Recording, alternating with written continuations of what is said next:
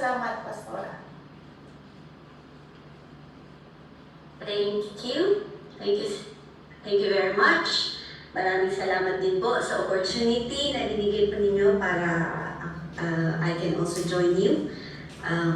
So nice to see yung mga kapatiran ko dyan sa Pilipinas. So let's pray. Maraming pong salamat o Diyos sa pagkakataon ito na kami po ay makinig din ng inyong banal na salita. Naway buksan mo ang puso't isipan namin upang makinig. And may we receive from you today, O God. This is our prayer in Jesus' name. Amen. Amen. So, ang topic po natin ngayon, this month, actually, Bishop Melcher, ang binigay po niya topic sa amin na ituro sa mga Bible studies, and even in Sunday services is about prayer. At alam ko po na it's fitting and timing, hindi lang po para sa amin, pero para sa ating po lahat. It's 3 a.m. po, 3:20 a.m. dito po sa UK. May heatwave po kami ngayon, kaya kanina na nag-share din po ako sa isang Bible study. Init, grabe, ang init po ngayon. Hindi po kami sanay sa init. And it's the first time na 30 degrees, 37 degrees na umabot po, kaya ang init po dito sa ngayon. Kaya, pasensya na po kung medyo naiinitan din po ako at medyo, But anyway, ang ating verse is in James chapter 3, verse 13 to 16. Pag Tagalog po, ito ay Santiago. But basahin po natin in version po, NIV version in English. In James chapter 5, verse 13 to 16, sabi niya dyan, is any one of you in trouble? He should pray. Is anyone happy? Let him sing songs of praise. Is any one of you sick? He should call the elders of the church to pray over him and anoint him with oil in the name of the Lord. Next verse, and the prayer offered in faith will make the sick person well. The Lord will raise him up. If he has sinned, he will be forgiven. Next verse. Therefore, confess your sins to each other and pray for each other so that you may be healed. The prayer of a righteous man is powerful and effective. May that be one of the verses na ating maging memory verse. The prayer of a righteous man is powerful and effective. Ito rin po ang isang verse na paborito ko when it comes to prayer. Dahil kailangan po natin, I do believe na lahat po tayo is unanswered prayer. Nandito po tayo ngayon na nakikinig ng salita ng Panginoon. Kahit ako po, alam ko po na ako po ay result because of an answered prayer. Kung saan, kung narinig nyo na po ang aking testimony, one of the reasons na ibinibahagi ko po ito is because someone prayed for me. When I first came here in UK, ang sitwasyon ko po is hindi ideal dahil tumira po ako sa bahay ng aking ama, pero meron po siyang ibang kasama na hindi ko po ina. So, hindi po ako lumaki sa aking ama. Very young po ako nung nag-abroad po siya. Kaya parang hindi ko rin po siya kilala. So, the relationship wasn't ideal. Mas minabuti ko po na tumira with my sister. Ang kapatid ko nasa pastoral house ng free believers. And dito rin po siya sa UK na naniwala, nagkaroon ng tunay na relasyon sa Panginoon. Kaya tumira po ako sa pastoral house dahil during weekdays, wala pong tao doon. Weekends lang po may nag-gather. Doon po na dumarating yung mga kapatiran. So pag weekdays, masaya, parang walang tao. Kaya gusto ko. Pero weekends, doon po nag-gather, at pag nag-gather sila, na medyo na-weirdoan ako dahil iba po yung background ko. But one time, alam ko po na hindi po ako ng Panginoon dahil sa kanilang panalangin. Dahil noon pagtatawagin nila ako sa mga Bible study, sa mga prayer meeting, nagtutulog-tulogan po ako sa taas at ayoko pong maki-join sa kanila. Pero hindi po ako ng Panginoon. One time, bumaba po ako at naki-join. And I do believe na yun na rin po siguro yung proper time na ako ay isurrender ko na rin po ang buhay ko sa Panginoon. And one of the reason is dun sa Bible study na inattendan ko po sa kung saan there is a residential home ng mga elderly. May Bible study lang po sa tabi ng pastoral house. So, pumunta po kami doon. And one time during the Bible study, sabi nila, oh, pray for each other. And nung yung isang residente doon na merong demensya, siya pa ang nanalangin sa akin. Ako, hindi ko alam kung paano manalangin.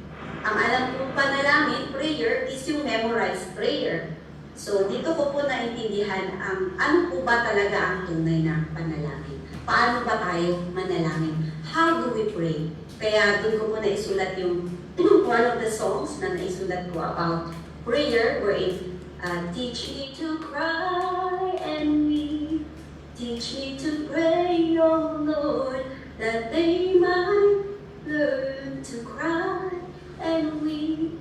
For their hearts are hardened, their eyes are blinded, and they can't hear your voice. Ganon. So that's one of the songs wherein I learned about yung praying through intercession. So, in James chapter 5, sinabi niya dyan, is anyone among you in trouble? Let them pray. Lahat naman po tayo we go through trouble sometimes. Pwedeng sa iba, mas malala. Pwedeng sa iba, parang okay lang sa iba, pero problema pa rin sa kanila yun, it's still trouble. Kasi, may nagsabi noon na konti lang daw yung trouble ng iba, mas mahirap yung problema niya kaysa sa isa.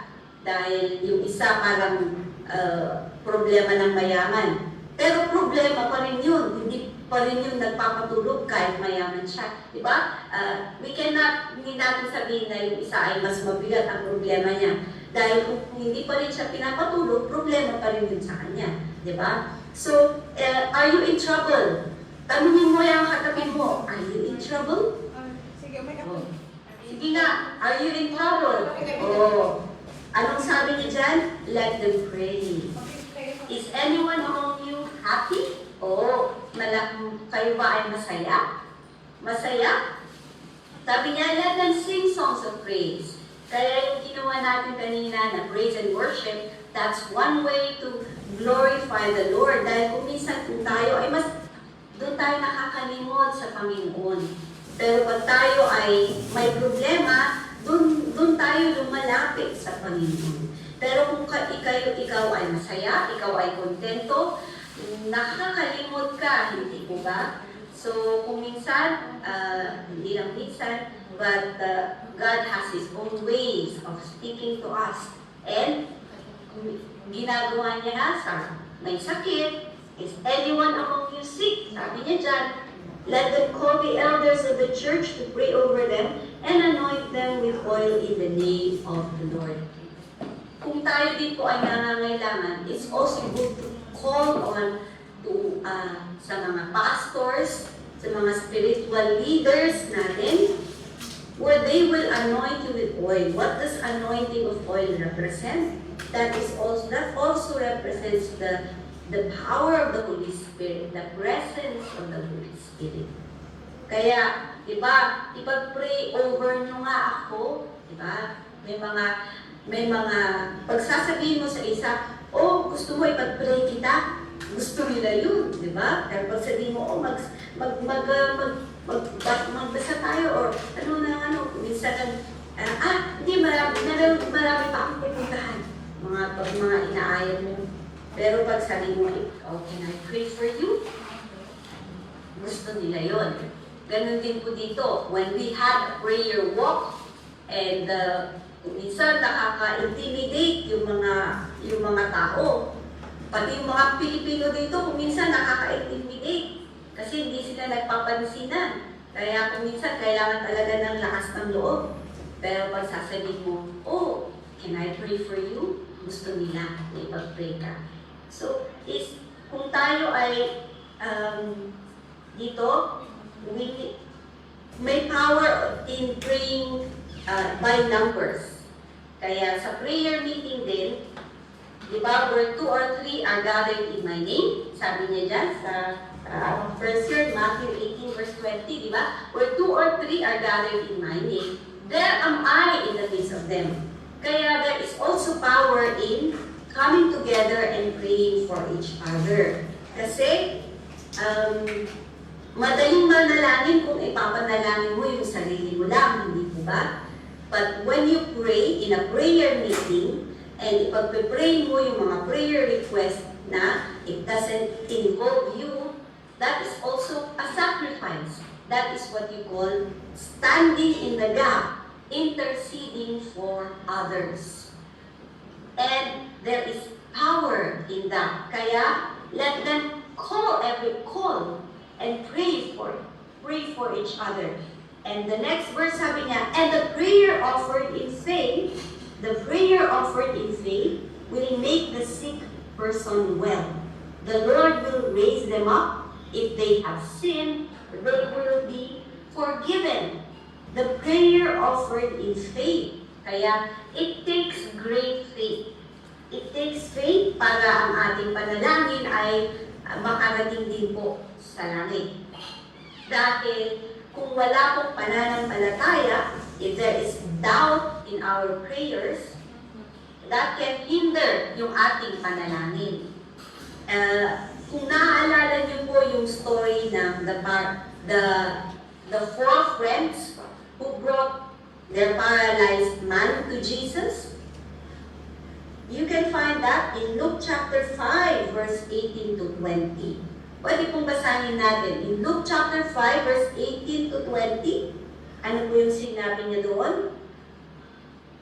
Some men came carrying a paralytic on a mat and tried to take him into the house to lay him before Jesus. So, when they could not find a way to do this because of the crowd, they went up on the roof and lowered him on his mat through the tiles into the middle of the crowd, right in front of Jesus. And what happened? When Jesus saw their faith, he said, "Friend, your sins are forgiven." When Jesus saw their faith, sino yung nakita niya?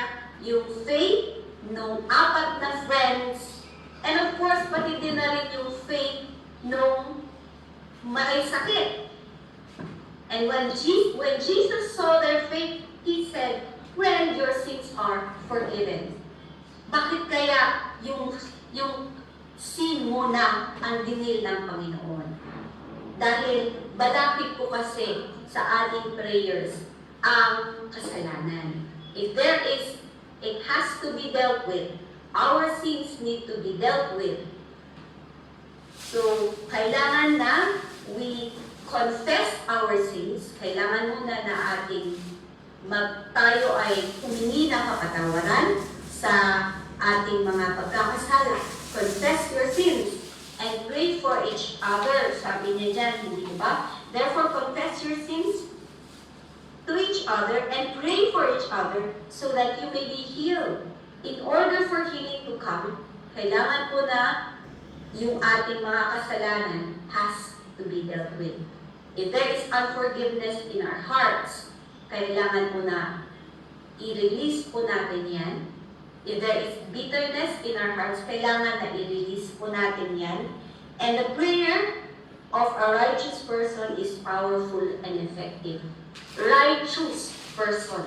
Gusto po ba natin na ang panalangin natin ay powerful and effective? we need to be right with God. Kailangan na our heart is in the right place. We need our hearts to be right with God.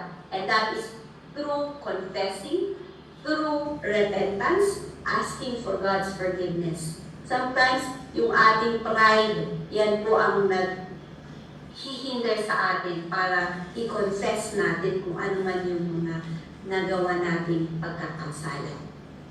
And kung naalala nyo, di ba, sabi ko, there is power in praying for each other or praying for others. Kung nakita nyo yung four friends na pinunta nila yung kanilang kaibigan, naging roof crushers. Gusto nyo bang maging, we have to be roof crushers. Sinira nila yung bahay, yung bubong, para lang they have to bring down their friend to Jesus. Kailangan na dapat din may coordination sila, di ba? They have to make a way in order to bring their friend to Jesus. And when Jesus saw their faith, faith without action is dead. Sabi niya sa James chapter 2 verse 26, di ba? Faith without action is dead. Alam ng Diyos kung ano ang kailangan natin. But we also need to do our part. We need to put our faith into action. Kaya, without faith, it is dead. Diba? Without faith, without deeds is dead. Kaya, dito po, kailangan din na we need to do our part to pray and to intercede and to stand in the gap. Para, hindi lang po yung, without knowing, yung ating mga pamilya, mga kaibigan na pinapanalangin natin ay God is going to forgive. When Jesus will see our faith, then He is going to do mighty things sa buhay natin, buhay ng pinapanalangin natin. And the prayer, kailangan din po na our hearts are in the right place. We need to mag-ask ng forgiveness para ang ating mga pagkakasala ay it has to be dealt with. God is faithful and just to forgive us. If we confess our sins, God is faithful and just to forgive us. And it says there, the prayer of a righteous person is powerful and effective. Kaya gusto nating maging powerful and effective ang ating mga panalangin, then we need to first, kailangan natin na there has to be humility. We need to trust in God. Diba? Sino ang example in the Bible? Si Abraham, diba? Sabi niyo doon, Abraham believed God and it was credited to him as righteousness. Kailangan walang pagdududa. Abraham is the father of faith, and he believed the Lord, and it was credited to him as righteousness. When we believe, walang pagdududa. That is faith, di ba? Kahit hindi natin nakikita, we must believe. So we need to trust in God. We need to seek justice. What is righteousness? Justice. God is just. So, kung may, every sin has a consequence. So, because God is just, so we need to seek justice. And when we have fallen short, we need to return to God in faith. Kailangan na bumalik tayo sa Kanya. There is humility in coming to the Lord. And so, the prayer of a righteous person is powerful and effective. And in conclusion, sa aking testimony, hindi ko to na-mention kanina, medyo marami akong na-miss kanina sa first Bible study, but in conclusion sa aking testimony, I thank the Lord dahil nung pumanaw ang aking ama back in 2016, andito po ako sa UK nung nandun po siya sa hospital. And wala po akong ibang there is nothing else na pwede kong gawin kundi manalangin. Kaya ang sabi ko sa aking ama, hindi na po siya nakakapag-respond. But I do believe na the last sense of the body ay yung ears, yung hearing, sense of hearing. So, over the phone, sabi ko sa kanya na manalangin kami. And I told him na, well, there is nothing kundi isurrender na lang natin ang buhay natin. Dahil kung tayo man ay whatever happens, as long as we are prepared, alam natin na we are ready to go, whatever happens, then that is the best thing that we can do. So I just prayed to the Lord, I entrusted my father to the Lord, pati din siya, sabi ko, ibigay mo ang buhay mo, surrender your life to the Lord, confess your sins, and I do believe na mahal ka ng Panginoon. And I know na God heard my prayers, and I know that there was a tear that shed from his eye when we were praying, and nag-agree siya. She is agreeing, and I thank the Lord dahil before na siya ay kinuha ng Panginoon, naiayos yung kanilang relationship ng aking ina. He went back to my mom, and the last few years of his life ay magkasama po sila. And I believe na yun din po ay answered prayer. Prayer ng aking kapatid. Dahil pinalangin po namin yun. Iniyak po namin yun sa Panginoon. And I do believe na yun that is an answered prayer. So, wag po we don't think of prayer na as something na memorize. Dahil ang prayer po is our communication to the Lord. Kaya kung tayo ay manalangin at ito sa puso, sabi niya dyan, you will not be heard of your many words. Do not be like the hypocrites na ang mga prayers nila memorized. Hindi po yun napapakinggan, vanity po yun kasi bubbling lang yun. They are hypocrites. Our prayers should be from the heart, that when we pray to the Lord, sabihin natin kung anong nasa puso natin.